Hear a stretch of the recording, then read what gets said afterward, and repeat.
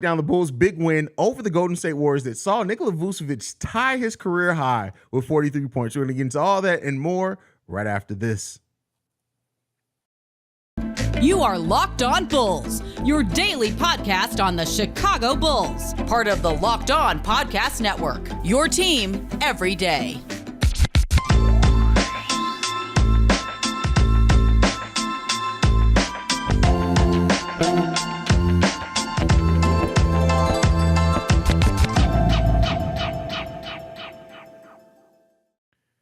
Welcome to Locked On Bulls, member of the Locked On Podcast Network, where it's your team every day.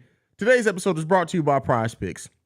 First time users can get a 100% instant deposit match up to $100 with promo code Locked On. That's prizepicks.com, promo code Locked On. That's Pat the Designer, host and creator of the Windy City Breeze. I'm Haize, host and creator of Chicago Bulls and Chicago Bears Central. Bro, I had no hopes, bro. I don't know what you did over on my channel, Chicago Bulls Central. When I did the pregame, I was like, I don't have any hopes for this team. Considering how we give up three-point shooting, the Warriors are probably the best three-point shooting maybe a team ever. I didn't have high hopes. The Bulls led this game and won every quarter but the second quarter that saw them give up 41 points. But outside of that, the Bulls led this game the whole way through. Pat, overall feelings on this game?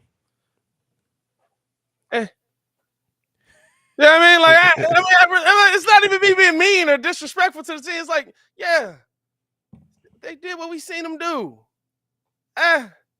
We beat Boston twice. We beat Milwaukee twice. It's a good win. It's a great win. Love it. I'd rather be going into this Detroit win.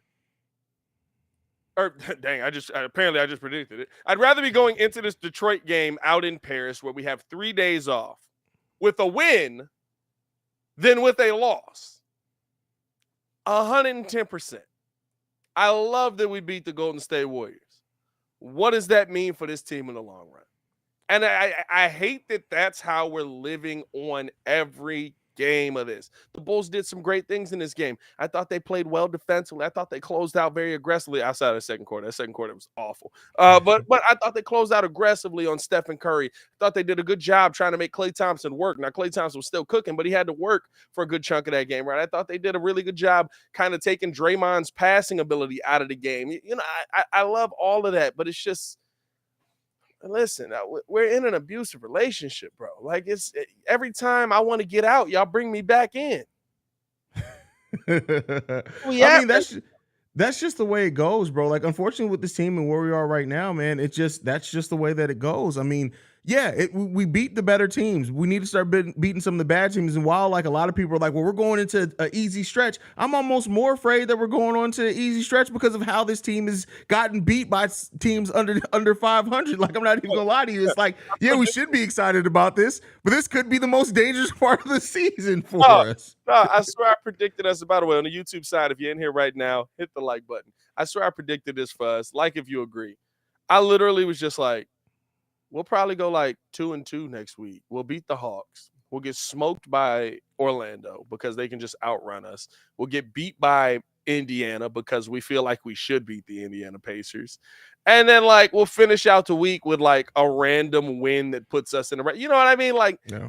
And that's just where this team is right now. Now, here's the thing. If anything, right, this is the one thing that I will say that it does give me a little hope moving forward about the Chicago Bulls. What have we talked about this Bulls team with all season, right? The second of back-to-backs, back-to-back games, how many back-to-backs this Bulls team has had, how often they've had to run, how much rest they've actually had, how they've actually been able to nurse some of those injuries.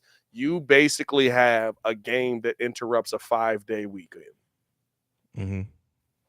That's a good thing. And you're going into that with a win. You got 3 days off. You play Detroit. You got 3 days off. You come back. You play Atlanta. You're getting a lot of rest here. This is an opportunity for you to do a lot of reflecting, a lot of, getting yourself back into feeling better about where your team is right now and starting to move in the right direction. This could be a turning point in the season for the Chicago Bulls as you're heading into the second half of your season.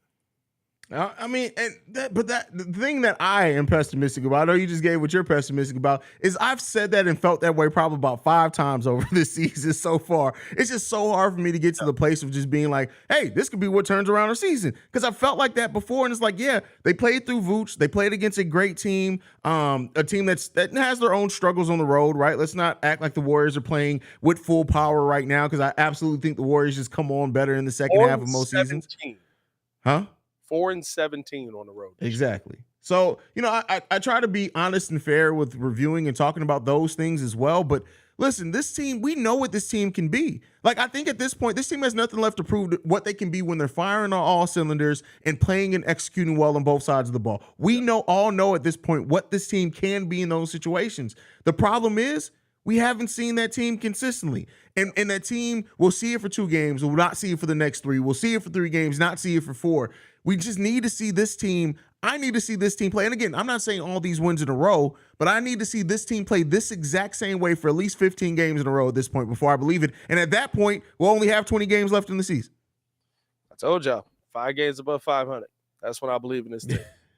And we might not have enough games to actually get 5 games above 500. You know what I mean? Like, but it's really one of those things now where I love that the Bulls got this win. I thought the Bulls did some great things. I'll tell you what I love the most, right? Of course, we're going to talk about Vooch going off for 43 and 11, I believe he finished the game with. 4 rebounds, or 4 assists, 4 steals, right? Like, we're going to talk about all of that. But I love that they just allowed him to have that game. Yeah. This is a prime game for Zach LaVine to say, okay, it's my turn to make this next move. It's my turn to get myself into a rhythm going here. It's my turn to take these shots. We didn't see that. Zach LaVine was like, yo, hey, let's run this pick and roll. I'm coming off of it. Bow, ball right in your hand. Go to work. Oh, you went to work? Not surprised by that. They don't have nobody over 6'9" on this team. Let's go back down on the other. I love that we saw that. We've seen that before. It's about the one thing we know about this Bulls team. The only thing we can say about this team on the season, consistently, they're inconsistent. Yeah. So because we're going to talk about Vooch in the next segment. We don't have his own segment planned for Zach. The game that Zach's been playing since he hurt his hand, right? Not shooting. He didn't shoot the ball nearly as bad this game as what he did last game. But Zach LaVine over the last 2 games is averaging 14 free throws a game. Do you think this needs to be a bigger part of Zach LaVine's consistent offense, is him trying to get to the line? Because we don't see him get to the line that regularly. I think Zach LaVine drives. They're starting to give him more calls. Zach drives. He does. Now, that I will give you. He does drive a lot. He gets to a point where he literally just says, F it, I've got to be stronger than you, and try to lay this ball up high off of the glass and get it to go in. You know what I mean? Like, that's and most of the times, right, through contact.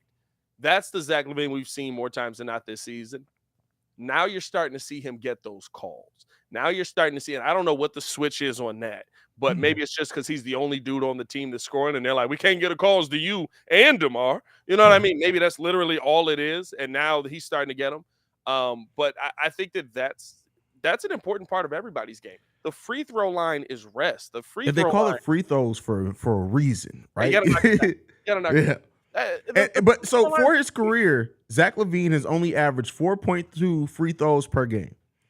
He's averaging 14.5 over the last 2 games, and he's averaging 10 free throws a game so far in the month of January, which has been about 8 games. Yeah, I like Zach LaVine getting to the line with him driving more, with his shot falling at a better percentage. Zach LaVine, like, if you don't learn anything else from DeMar, the ability to get to the free throw line to get you easy points, like you said, it gives you a time to calm down and slow down the game and the offense. It gets you time for rest. All those things. It gives the coach time to make adjustments. So I want to see Zach. It's be too much to ask him to make this, like, to get this level of free throw shooting for the rest of the season. But I would like to see Zach at least 6 to 8 free throws a game going forward. I would love it. And here's the reason why, right? 6 to 8 free throws is the difference between us looking at P. Will and saying, why are you shooting poorly? And us looking at P. Will and saying, wow, you had a really nice game. Same for Zach LaVine. Zach LaVine shot 7 for 18 tonight. Yeah. And literally all of the what did he shoot from 3? 2 for what was it? He's 1 for 8.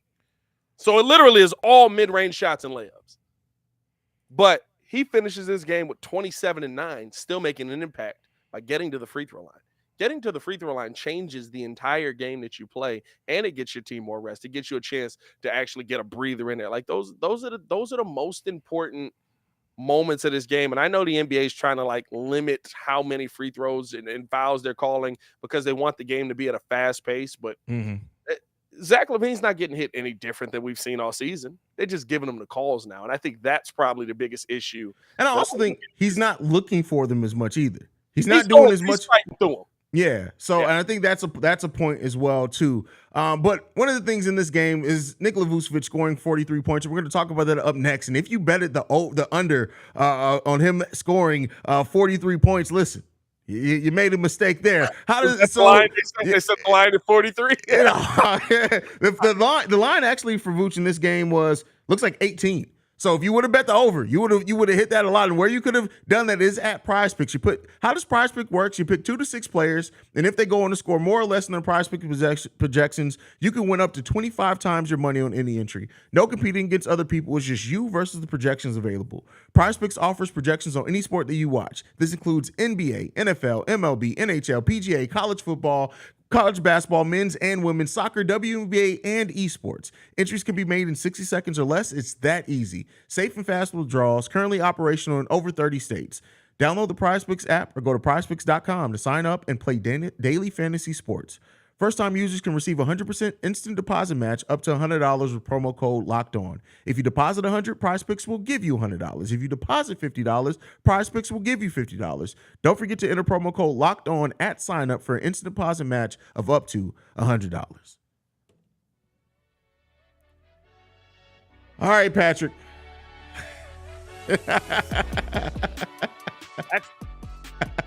So I'd have shot the ball more than 8 times. Vooch scores and ties his career high 43 points. He also chips in 13 rebounds, 4 assists, 4 steals, only 1 turnover, has a positive plus minus of plus 24. How do you feel about Vooch's career night, bro? It's a night that I think most of us feel like he's capable of having more times than not. Mm-hmm. I think that this is a recipe that the Chicago Bulls need to hold on to, where not just Vooch being fed in the paint and him being able to create, and he didn't even have as many assists tonight, literally, because there was no reason to go to anybody else. It was like, just go to work, let you do what you do. But the Chicago Bulls, it almost feels like they play too much politics.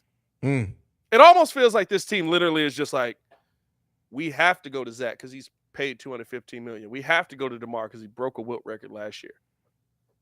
Go to the hot hand. Stick with the hot hand. Go to the hot hand. It shouldn't be difficult. We shouldn't be questioning. Go to the hot hand and you stick with the hot hand. Literally, Zach LaVine did not interfere with Vooch. Zach LaVine got the ball in his hand, had multiple opportunities where he could have went to the bucket, tried to play hero ball. You know what he did? Vooch, get up here. Set the screen, you big mug. Comes off of the screen, gives him the ball right back. Vooch gets the lay. Or Vooch goes to work down low. They didn't try to get anybody else involved. And I'm not saying that you want to play one-on-one basketball, but if you have a legit matchup that's cooking, let him cook. And Voochie tonight cooked. And my guy, I mean, listen, the three-pointers help. And by the way, everybody was like, oh, Vooch shouldn't be shooting threes. Yeah, that's why you kind of still want him shooting threes. In rhythm. In rhythm. Good threes. They were leaving Vooch. They didn't have an answer for him, especially if he's able to spread the floor. But the thing is, it's about how they established him. They established him down low first. He was killing Kuminga and Draymond and not Kuminga, Looney and Draymond. And I mean, literally, there was one play where Vooch got the ball, did a spin move, pump fake. Everybody just jumped past him, and he just laid the ball in. I was like, they have no answer for him. They have no idea what he's going to do. Once Draymond didn't work, that's when I was like, oh, Vooch about to cook the rest of the night. Vooch's float game down here, he float too. That boy got that mug on point, dog. Like, it don't matter what. He shot the floater, the turnaround floater from the free throw line. Nothing but that. Yeah. That's crazy, man. Vooch, when Vooch gets in rhythm, the thing I like about Vooch's game is that Vooch has big games, and sometimes you just look and be like, wait, Vooch has 25?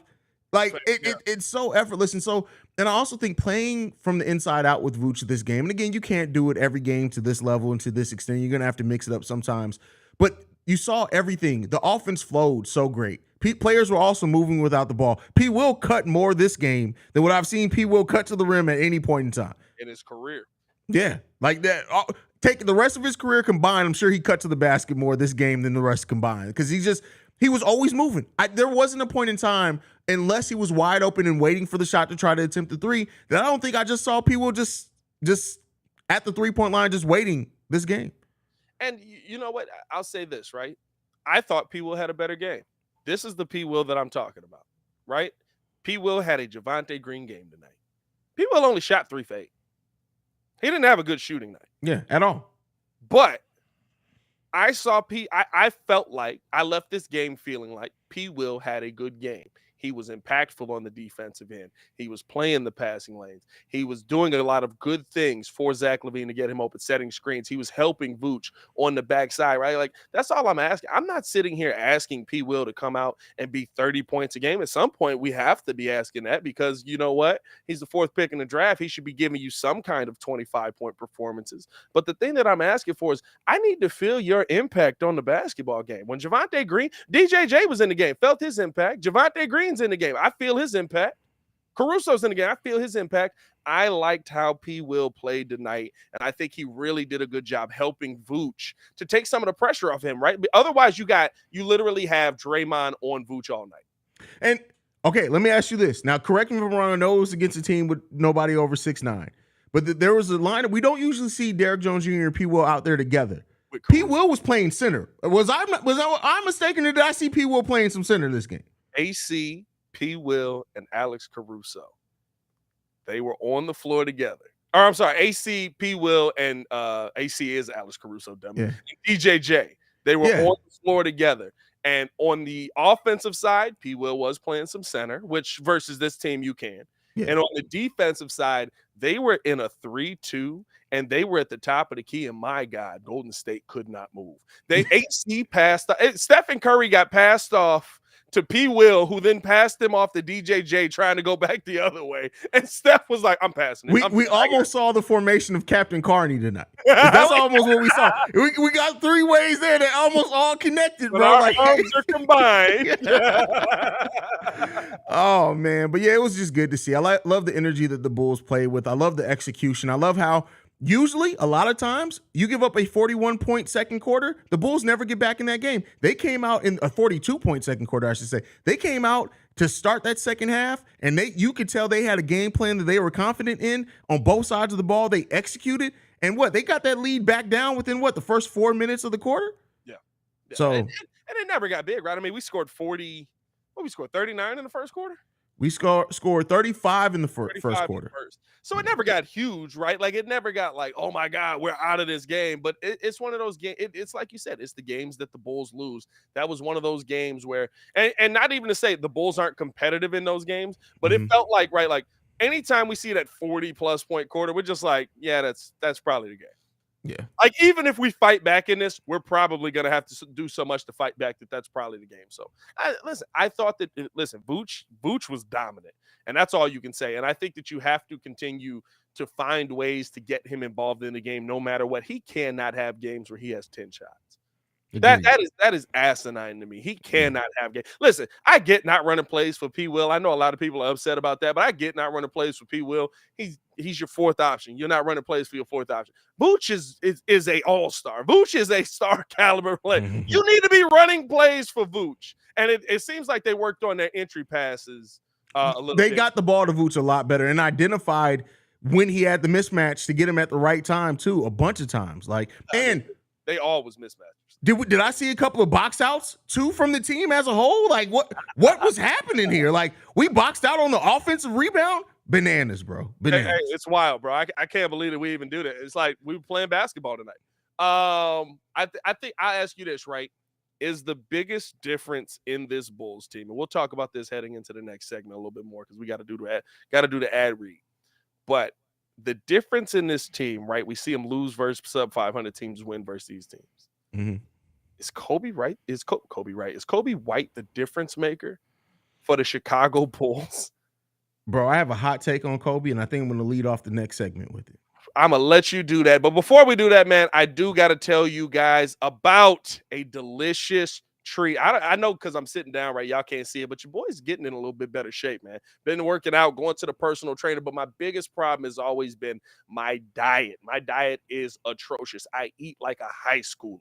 So I needed something that's going to help me get my body back in order that doesn't taste like crap. And that's why I choose Built Bar, man. When you're looking for a delicious treat but don't want to eat all the fat and calories, you gotta try Built Bar. What makes it so good? For starters, it's covered in 100% real chocolate. That's right, real chocolate. And here's the best part. It comes in flavors like churro, peanut butter brownie, coconut almond. I'm not a coconut guy. It's actually not bad even for me. I'm not a coconut guy at all. Like, what's that one candy bar that's like made of pure coconut? Like, who would want that? That's weird. Here's the thing. I'm not sure how they do it, but these bars, they taste like candy bars, and while maintaining amazing macros. And what's even better, they're healthy, only 130 calories, 4 grams of sugar, and a whopping 17 grams of protein. And now you don't need to wait around to get you a box. For years, right, we've been telling you guys, hey, you got to go over to built.com just to buy these. Now you can get them at your local Walmart or Sam's Club. Sam's Club got the big box, so go to Sam's Club. That's right. Head to your nearest Walmart today. Walk to the pharmacy section. Grab yourself a box of Built Bars. You can pick up a 4-box of cookies and cream or double chocolate or coconut puffs. If you're close to a Sam's Club, though, you can grab the 13-bar box with one of our hit flavors, brownie batter and churro. I'm telling you right now. You'll thank me later. Check it out over at Walmart, over at Sam's Club, or as always, you can go to built.com. Dun, dun, dun, dun. All right, Pat. So I said I had a hot take. I'm going to say it at the start of this. And we're going to talk about some of the keys to the Bulls being more consistent. I am ready for the Bulls to extend Kobe White right now.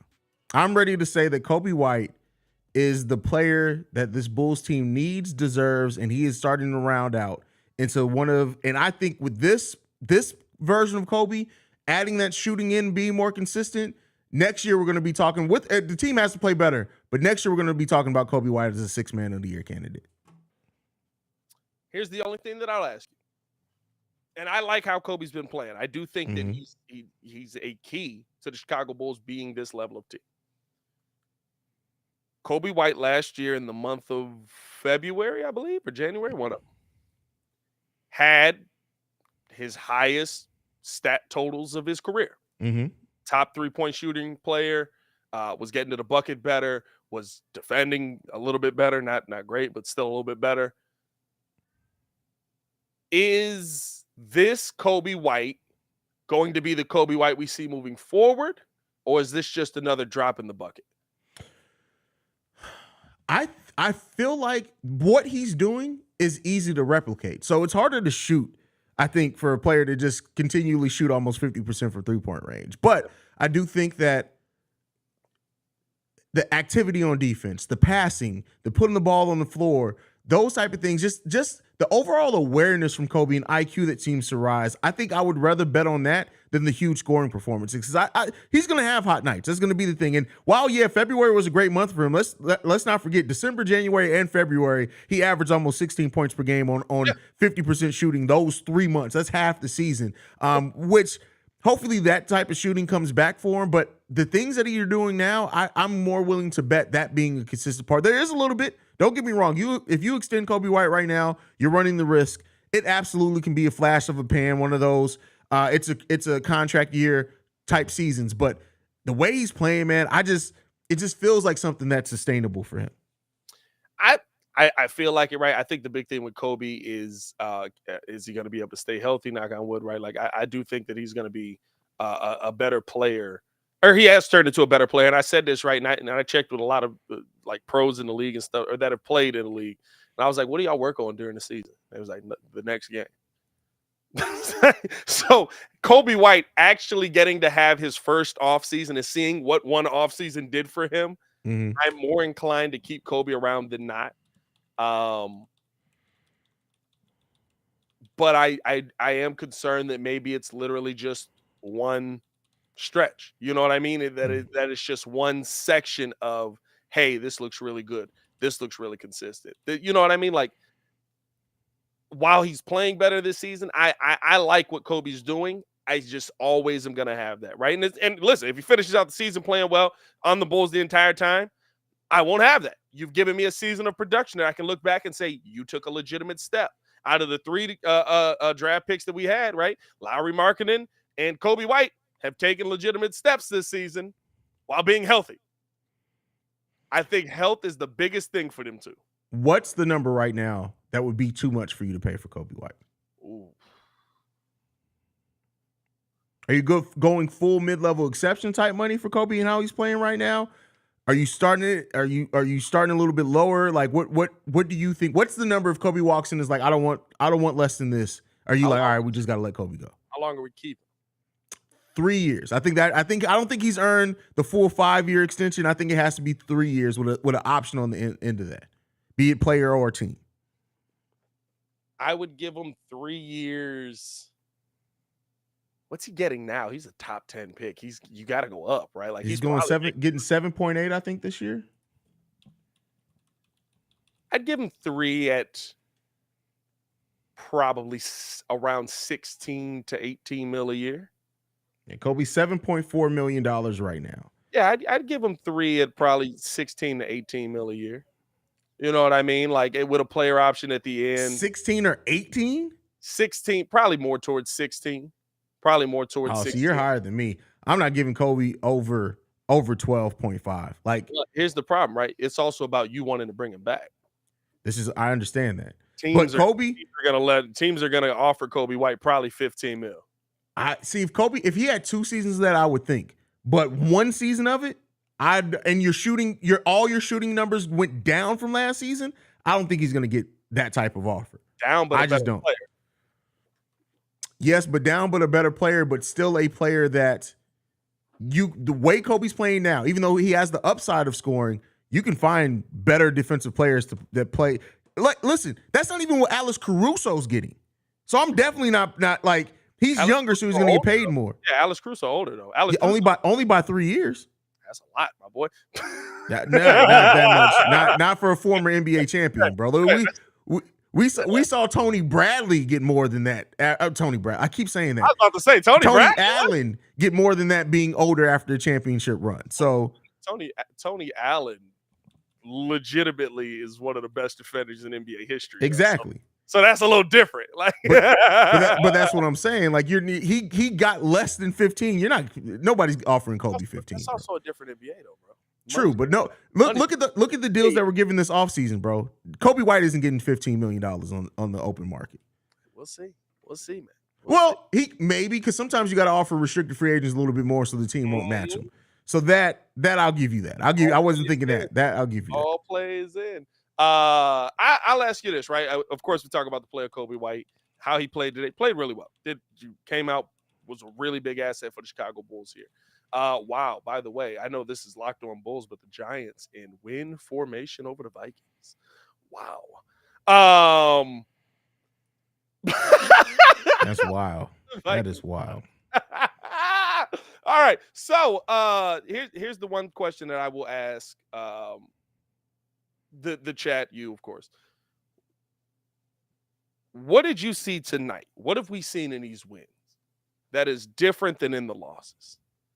Because there's got to be something that is different in the wins. Because they're wins versus the best teams in the league from both conferences than the losses. I will say, I think execution for a full 4 quarters of defense. Heart on 4. Like the second quarter, be it. But the team came out and set a tone defensively early, forced turnovers. Yeah, we know the Golden State Warriors are susceptible to turnovers, but a lot of those turnovers were forced just by good defense. I think it's that. The defense of the Bulls played today is wild. I see this.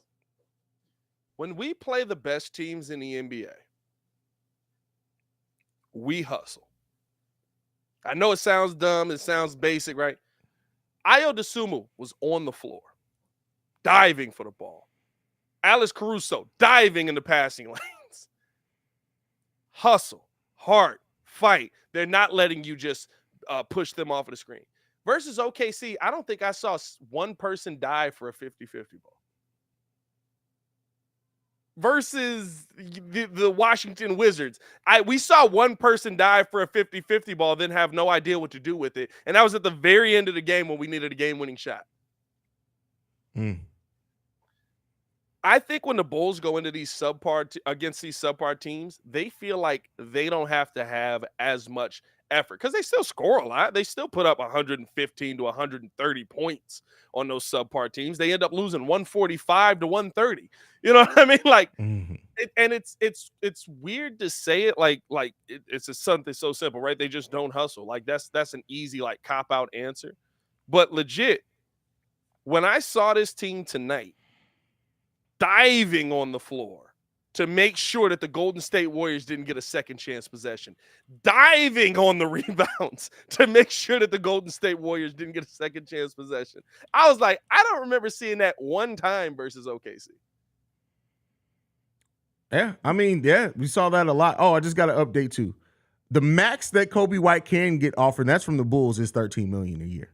Oh well, that's his max. We're both on it. Yeah. I didn't even think about the fact that that's his max. Keep in mind, because rookie scale deal, he can only get a 55% raise. So that's true. I forgot about that because they didn't re-sign him to a rookie extension. So yeah. No, they did. He's on the extension now. Well, they gave him his qualifying. No, he's on the option year. This is his rookie year extension. Yeah, this offseason is his rookie extension. So yeah. But yeah, I mean, that changes a lot. Then yeah, 13 mil. I'd pay 13 mil for Kobe White. You're maxing out Kobe. I mean, if you have to do it to keep him, bro. But you got to think. I'm thinking that's his max. Like he hasn't maxed out like his contract yet. Max is the word that is attributed to it. I get that. I get that. Player. I get that. I'm still looking at Mo Bamba only got 10.5 after the season he had last season. And plays none. So plays none. I don't know what's going on down there. That's weird. That's weird. They literally rescinded his qualifying offer to just re-sign him with cap space and then still not play him. It's a weird situation. Anyway, I'm sorry, you were making a point about something before I brought it up. I just think that like the Bulls, they don't come into every game with the mindset of, hey, I've got to outwork the guy on the other side of me. Yeah. And I think that's like, to me, right, like that's the biggest problem. And they do it because here's the thing, versus sub 500 teams, they don't have talent usually. They don't have enough talent to beat you. So what do they rely on? Heart and grit. That's it. Yeah. Hustle. That's all they rely on. And if I out-hustle you 8 out of 10 times, that gives my team that is subpar but still NBA players 4 more opportunities to take shots and try and make them. It's facts. Execution is key. Execution is key. But this has been a great win, great conversation, and we get 3 days off, bro, and then a game, and then we only have 1 game in the next 7 days. That is, yeah, but that's crazy. 4 in the week after that, so it is nice though. It is nice, but and we have 4 this week. Days off, man. Exactly. Tune into all the content that's going to be dropping over on City Breeze. Make sure to check out everything that's happening over on Chicago Bulls Central. And, of course, we'll be dropping episodes here on Locked On Bulls as well. Maybe try to get some guest spots on this. But we got to get Koo on. Oh, yeah, definitely before that game. We'll have to hit him up. Before and after, and just be like, you okay? Yeah. You okay? He may be asking us that. You guys he okay? might be asking us, right? Exactly. You guys cool? You guys cool? Detroit beat us, didn't they? No, I think we came back and won that game, right? I don't think so, bro. I think Detroit beat us the first time. Did we lose to Detroit? We lost to Detroit this year. Am I mistaken? I'm looking it up. Hold on. Or no, we won. We won 132 to 118. Oh, we won. Okay. All right. So we'll have Koo on. Hopefully, we'll be asking him, is he okay? Hey, man, follow us on everything at Locked On Bulls on the Twitter side, and of course over on Instagram. Follow me on everything at Pat the Designer. Same for both of those. You can follow me at CEO Haize, CEO Haize, and thank you for tuning in to Locked On Bulls and making us your first listen every day. Now for your second listen, go and check out, what are we supposed to be plugging today? Got to cut that part out. Go and check out Game to Game We're the Locked On experts. Break down every moment, every top performance, every result. Locked On game to game from across the. You can check out on Locked On NBA, available on the Odyssey app, YouTube, and wherever you get your podcasts. For Pat the Designer, I'm Haize. This is Locked On Bulls. Peace, y'all. Peace.